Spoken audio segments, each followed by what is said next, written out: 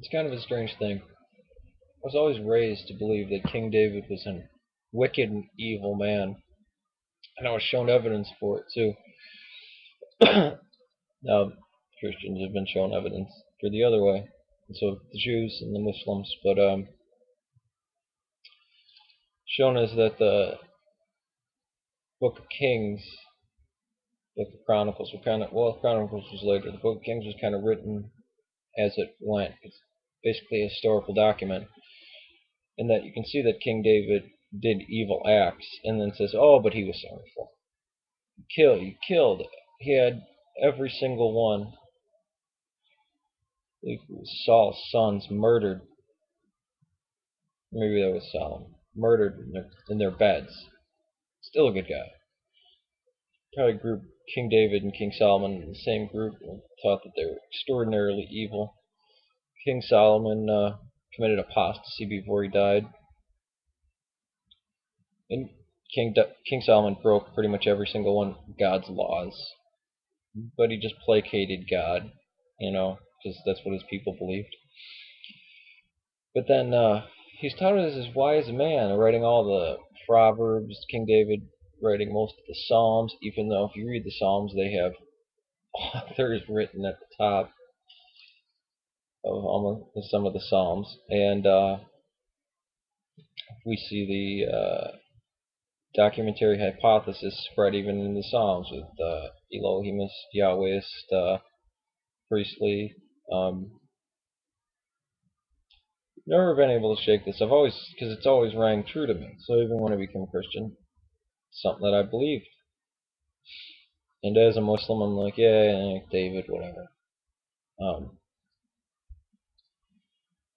There are many people out there who probably think, oh, you can't be a Christian if you believe King David was some evil son of a bitch that was an atheist and was just doing things to placate the people. I mean, look at the example King David sets.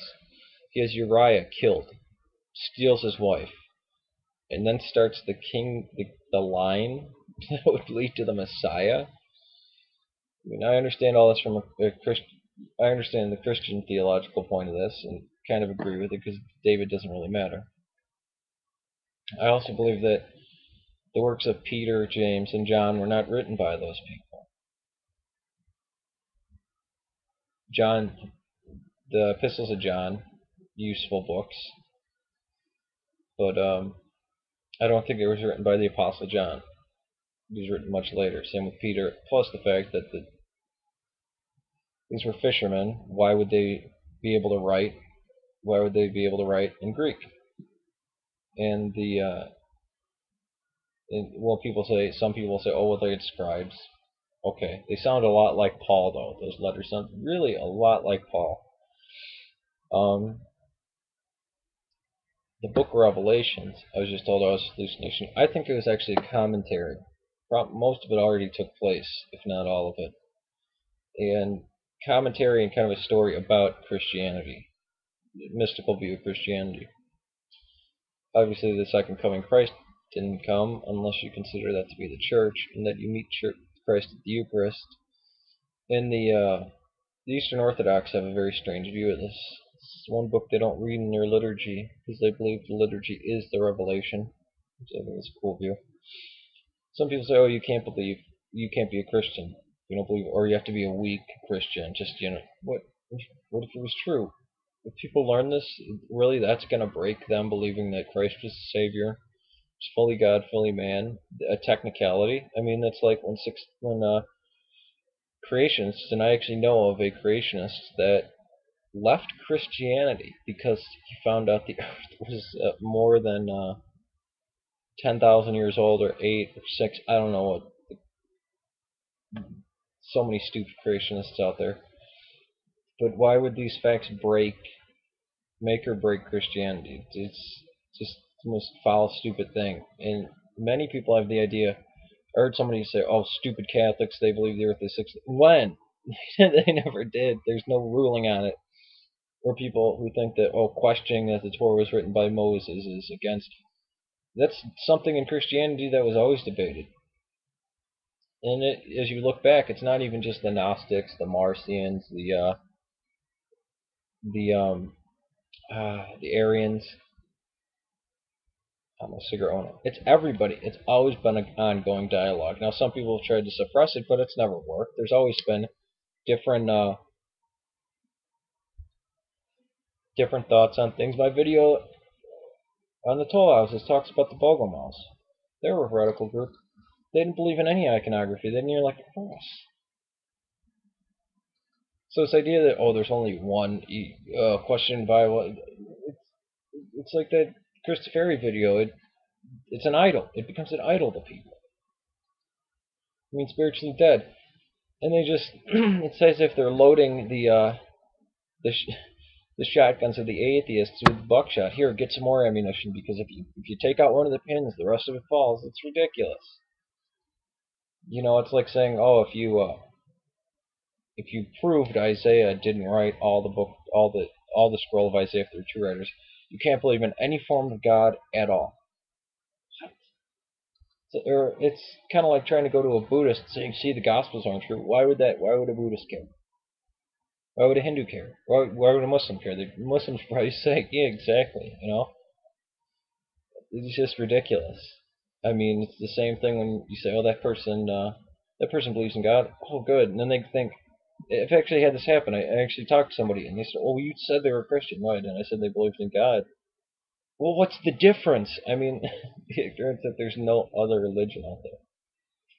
So I mean, I don't think me having questions or me believing controversial things about the Bible, or who wrote what, or who is good or who is bad, is knocks me out of Christianity in any sort. There will be some people who go off the deep end and say, well, X equals, King David wasn't, the chosen one of God, therefore, then how could Jesus? You're putting labels on stuff that others put labels on. You know, the only thing Christ ever said about David was he wasn't. How can I be David's son? He's the son of God. When David called me Lord.